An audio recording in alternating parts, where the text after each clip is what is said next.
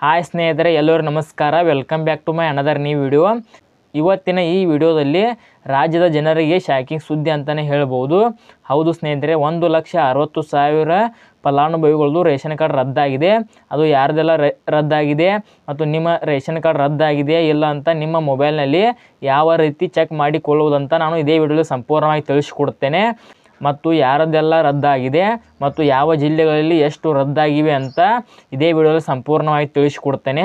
ಅಕಸ್ಮಾತಾಗಿ ನೀವು BPL ration ಕಾರ್ಡ್ಗೆ ಅನರ್ಹ ಇದ್ದರೆ ಯಾವ ರೀತಿ ನೀವು ಮತ್ತೆ ಪಡೆದುಕೊಳ್ಳಬೇಕಂತಲೂ ಇದೇ ವಿಡಿಯೋದಲ್ಲಿ ಸಂಪೂರ್ಣವಾಗಿ ತಿಳಿಸಿಕೊಡ್ತೇನೆ. ಅಕಸ್ಮಾತಾಗಿ ನೀವು BPL ರೇಷನ್ ಕಾರ್ಡ್ಗೆ ಅರ್ಹ ಇದ್ದರೂ ಕೂಡ ನಿಮ್ಮ ರೇಷನ್ ಕಾರ್ಡ್ ರದ್ದಾಗಿದೆ ಅಂದರೆ ನೀವು ಯಾವ ರೀತಿ ಹೋಗಿ ನೀವು ನಿಮ್ಮ BPL ರೇಷನ್ ಕಾರ್ಡ್ನ ಮರುಪಾವತಿಸಬೇಕಂತ ಇದೇ ವಿಡಿಯೋ ಸಂಪೂರ್ಣವಾಗಿ ತಿಳಿಸಿಕೊಡ್ತೇನೆ. ಅದಕ್ಕಾಗಿ ಯಾರೂ ಕೂಡ ವಿಡಿಯೋನ ಸ್ಕಿಪ್ ಮಾಡದೆ ಕೊನೆವರೆಗೆ ನೋಡಿ ಮಾಹಿತಿಯನ್ನು ತಿಳಿದುಕೊಳ್ಳಿ. ಅದಕ್ಕಿಂತ ಮುಂಚೆ ಯಾರಾದರೂ ಮೊದಲನೇ ಬಾರಿಗೆ ನನ್ನ ಯೂಟ್ಯೂಬ್ ಚಾನಲ್ ನೋಡ್ತಿದ್ದರೆ ಪ್ಲೀಸ್ ಹೊಸಬ್ರು ಯಾರೆಲ್ಲ ಚಾನಲ್ ಸಬ್ಸ್ಕ್ರೈಬ್ ಮಾಡದೆ ನೋಡ್ತಿದ್ದೀರಾ ವಿಡಿಯೋಗೆ ಲೈಕ್ ಮಾಡಿಬಿಟ್ಟು ನನ್ನ ಚಾನಲ್ ಸಬ್ಸ್ಕ್ರೈಬ್ ಮಾಡ್ಕೊಳ್ಳಿ ಸ್ನೇಹಿತರೆ. ಹಾಗಾದರೆ ಬನ್ನಿ ವಿಡಿಯೋನ ಶುರು ಮಾಡೋಣ. ಇಲ್ಲಿ ನೋಡಿ ಸ್ನೇಹಿತರೆ, ಮೊದಲಿಗೆ ಯಾವ ಜಿಲ್ಲೆಗಳಲ್ಲಿ ಎಷ್ಟು ರೇಷನ್ ಕಾರ್ಡ್ ರದ್ದಾಗಿದೆ ಅಂತ ನಾನು ತಿಳಿಸಿಕೊಡುತ್ತೇನೆ. ಮೊದಲನೆಯ ಜಿಲ್ಲೆ ಬೆಳಗಾವಿಯಲ್ಲಿ 19,000 ರೇಷನ್ ಕಾರ್ಡ್ಗಳು ರದ್ದಾಗಿದ್ದಾವೆ. ಬೆಂಗಳೂರಿನಲ್ಲಿ 21,000 ರೇಷನ್ ಕಾರ್ಡ್ಗಳು ರದ್ದಾಗಿದ್ದಾವೆ. ಬಳ್ಳಾರಿಯಲ್ಲಿ 7,300 ರೇಷನ್ ಕಾರ್ಡ್ ರದ್ದಾಗಿದ್ದಾವೆ. ಹಾಗೂ ಕಲಬುರಗಿಯಲ್ಲಿ 15,000 ರದ್ದಾಗಿದ್ದಾವೆ. ಬೀದರ್ನಲ್ಲಿ 14,000, ರಾಯಚೂರಲ್ಲಿ 16,000, ಮೈಸೂರಲ್ಲಿ 15,000, ಮಂಡ್ಯದಲ್ಲಿ 8,000, ಗದಗ 7,000, ಧಾರವಾಡ 3,000, ಹಾವೇರಿ 6,400, ಕೊಪ್ಪಳದ 5,200, ವಿಜಯನಗರ 5,100, ಚಿತ್ರದುರ್ಗ 7,600, ಹಾಸನ 5,500, ಚಿಕ್ಕಬಳ್ಳಾಪುರ 7,400, ಚಿಕ್ಕಮಗಳೂರು 4,200 ರೇಷನ್ ಕಾರ್ಡ್ ರದ್ದಾಗಿದ್ದಾವೆ. ಹೌದು ಸ್ನೇಹಿತರೆ, ಈ ಜಿಲ್ಲೆಗಳಲ್ಲಿ ಯಾರೆಲ್ಲ ಇದ್ದೀರಾ ನೋಡಿ, ನಿಮ್ಮ ರೇಷನ್ ಕಾರ್ಡಲ್ಲಿ ನಿಮ್ಮ ಜಿಲ್ಲೆಯಲ್ಲಿ ಇಷ್ಟು ಜನರದು ರೇಷನ್ ಕಾರ್ಡ್ ರದ್ದಾಗಿದೆ.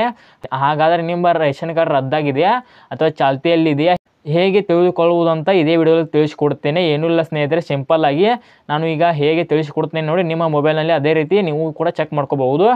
ಮೊದಲನೇದಾಗಿ ಏನೂ ಇಲ್ಲ ಸ್ನೇಹಿತರೆ, ಇಲ್ಲಿ ನೋಡ್ಬೋದು ನೀವು ಸ್ಕ್ರೀನ್ ರೆಕಾರ್ಡಲ್ಲಿ ತೋರಿಸ್ತೇನೆ. ಅದೇ ರೀತಿ ಇಲ್ಲಿ ನೋಡ್ಬೋದು ನೀವು ಸ್ಕ್ರೀನ್ ರೆಕಾರ್ಡಲ್ಲಿ ತೋರಿಸ್ತೇನೆ.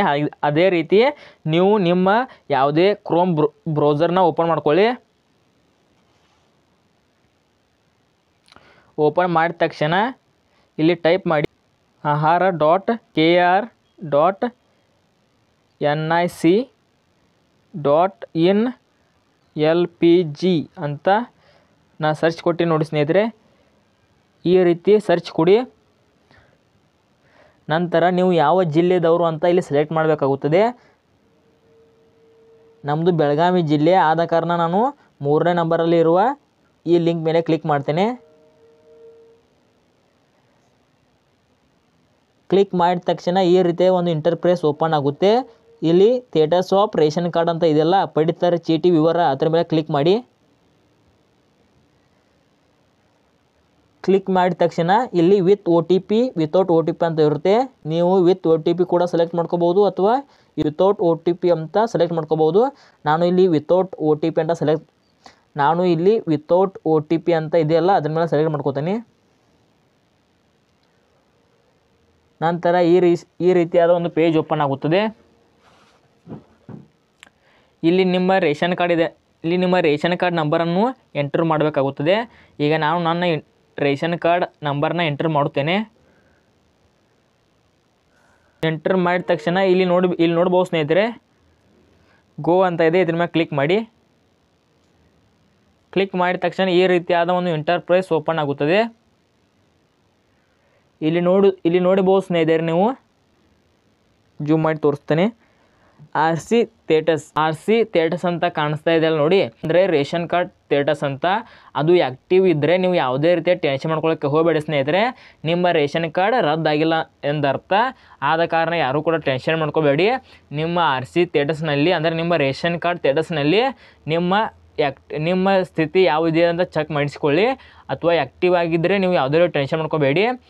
ಅಥವಾ ಮತ್ತೇನಾದರೂ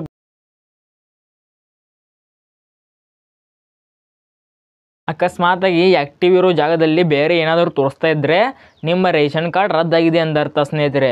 ಹೌದು, ಈಗ ನಿಮಗೆ ತೋರಿಸಿದ್ನಲ್ಲ ಸ್ನೇಹಿತರೆ, ಹೇಗೆ ನಿಮ್ಮ ರೇಷನ್ ಕಾರ್ಡ್ ರದ್ದಾಗಿದೆ ಅಥವಾ ಆ್ಯಕ್ಟಿವಲ್ ಇದೆ ಅಂತ ಹೇಗೆ ಚೆಕ್ ಮಾಡಿಕೊಳ್ಳುವುದು ಅಂತ ನಾನು ತೋರಿಸಿದ್ದೇನೆ ಸ್ನೇಹಿತರೆ. ಇದೇ ರೀತಿ ನಿಮ್ಮ ಮೊಬೈಲಲ್ಲಿ ಕೂಡ ನೀವು ಚೆಕ್ ಮಾಡಿಸಿಕೊಳ್ಳಬಹುದು. ಅಕಸ್ಮಾತಾಗಿ ನೀವು ಯಾವುದೇ ರೀತಿಯ GST ಪೇ ಮಾಡ್ತಾ ಇಲ್ಲ ಅಂದರೆ ಅಥವಾ ಗೌರ್ಮೆಂಟ್ ಜಾಬಲ್ಲಿ ಇಲ್ಲ ಅಂದರೆ, ಅಕಸ್ಮಾತಾಗಿ ನಿಮ್ಮ ರೇಷನ್ ಕಾರ್ಡ್ ರದ್ದಾಗಿದ್ದರೆ ನೀವು ಯಾವುದೇ ರೀತಿಯ ಟೆನ್ಷನ್ ಮಾಡ್ಕೊಳ್ಳೋಕ್ಕೆ ಹೋಗಬೇಡಿ. ನೀವು BPL ರೇಷನ್ ಕಾರ್ಡ್ಗೆ ಅರ್ಹ ಇದ್ದರೆ ನೀವು ನಿಮ್ಮ ಹತ್ತಿರದ ಗ್ರಾಮ ಪಂಚಾಯತಿಗೆ ಹೋಗಿ ಭೇಟಿ ನೀಡಿ, ನಾವು ಯಾವುದೇ ರೀತಿಯ ಟ್ಯಾಕ್ಸ್ ಪೇ ಮಾಡ್ತಾ ಇಲ್ಲ ಮತ್ತು ನಾವು ಅತಿ ಬಡವರು, ಆದ ಕಾರಣ ನಮ್ಮ ರೇಷನ್ ಕಾರ್ಡ್ ರದ್ದಾಗಿದೆ, ಆದ ಕಾರಣ ನಾವು ಯಾವುದೇ ರೀತಿಯ ಟ್ಯಾಕ್ಸ್ ಪೇ ಮಾಡ್ತಾ ಇಲ್ಲ ಮತ್ತು ನಮ್ಮ ಮನೆಯಲ್ಲಿ ಯಾವುದೇ ರೀತಿಯ ಗೌರ್ಮೆಂಟ್ ಜಾಬ್ದವರು ಕೂಡ ಇಲ್ಲ, ಆದ ಕಾರಣ ನಮ್ಮ ರೇಷನ್ ಕಾರ್ಡ್ ರದ್ದಾಗಿದೆ ಅಂತ ಅವ್ರಿಗೆ ಹೋಗಿ ನೀವು ನಿಮ್ಮ ರೇಷನ್ ಕಾರ್ಡ್ ಹೋಗಿ ಅವರಿಗೆ ಕೊಟ್ಟು ಅಲ್ಲಿ ಒಂದು ಅರ್ಜಿ ಸಲ್ಲಿಸಬೇಕಾಗುತ್ತೆ. ಅರ್ಜಿ ಸಲ್ಲಿಸಿದ ನಂತರ ಒಂದು 7 ರಿಂದ 8 ದಿನಗಳ ಒಳಗಡೆ ನಿಮ್ಮ ರೇಷನ್ ಕಾರ್ಡ್ ಇಲ್ಲಿ ಆ್ಯಕ್ಟಿವ್ ಆಗಿ ಬರುತ್ತೆ ಸ್ನೇಹಿತರೆ. ಮತ್ತು ನೀವು ಅಕಸ್ಮಾತಾಗಿ GST ಪೇ ಮಾಡ್ತಾ ಇದ್ದರೆ, ಅಕಸ್ಮಾತಾಗಿ ನೀವು ಗೌರ್ಮೆಂಟ್ ನೌಕರಿಯಲ್ಲಿ ಇದ್ದರೆ ಯಾವುದೇ ರೀತಿ ಟೆನ್ಷನ್ ಮಾಡ್ಕೊಳ್ಳೋಕ್ಕೆ ಹೋಗಬೇಡಿ. ನೀವು BPL ರೇಷನ್ ಕಾರ್ಡ್ ಇದ್ದರೆ ಇನ್ನು ಮುಂದೆ ನಿಮ್ಮದು ರದ್ದಾಗಿದ್ದರೆ ಯಾವುದೇ ರೀತಿ ಟೆನ್ಷನ್ ಮಾಡ್ಕೊಳ್ಳೋಕ್ಕೆ ಹೋಗಬೇಡಿ.